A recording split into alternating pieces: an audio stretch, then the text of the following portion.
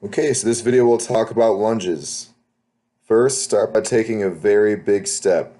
So I'll back this up a little bit.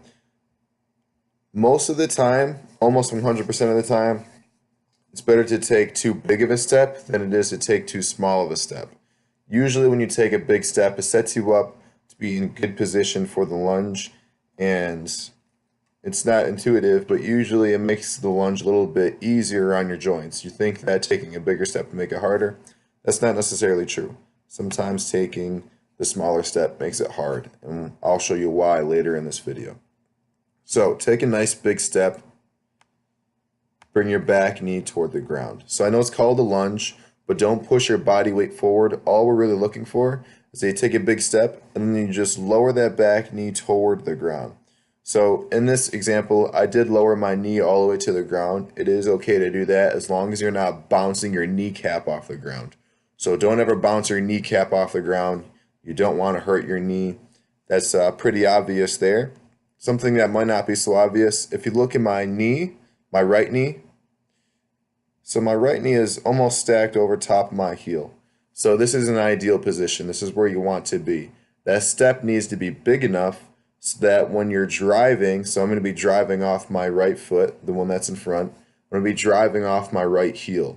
And you want that knee to be just about over top of that heel. My knee is just forward a tiny bit. It is okay for it to be forward a tiny bit, but you don't want your knee to be like way out in front of your toes, and then to be driving down at an angle like this.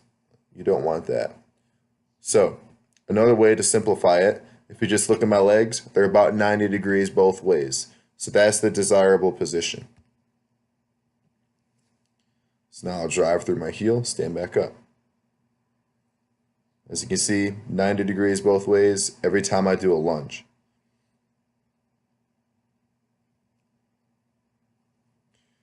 So something else to consider, make sure your feet are straight. So you don't want your front foot or your back foot poked out to the side.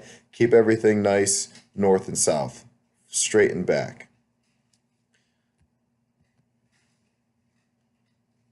Show some examples from the front view. So if you're not touching your knee to the ground, just try to get that knee as low as you can, and that is how you can scale it to the individual. All right, so there, I took too small of a step. This is an example of how not to do it. So this, I'm kind of actually lunging my body forward. So I know it's called a lunge, but don't lunge your body forward. You should not be driving off your toes to stand back up. Take a nice big step, drive off the heels. That's me lunging forward again. In this example, see my back foot is turned out. Try to keep those feet straight. This one's pretty common. You'll see a lot of people step with their toes in.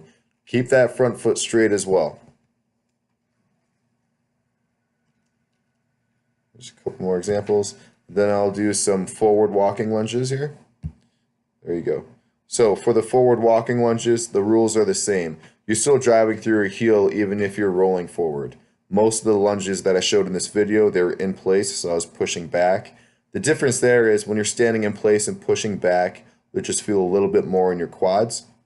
When you're doing walking lunges, like I'm doing to finish this video, I'll rewind it so we can see it again. So when you're doing walking lunges, you'll just feel it a little more in your glutes when you're walking forward. Okay, that's lunges.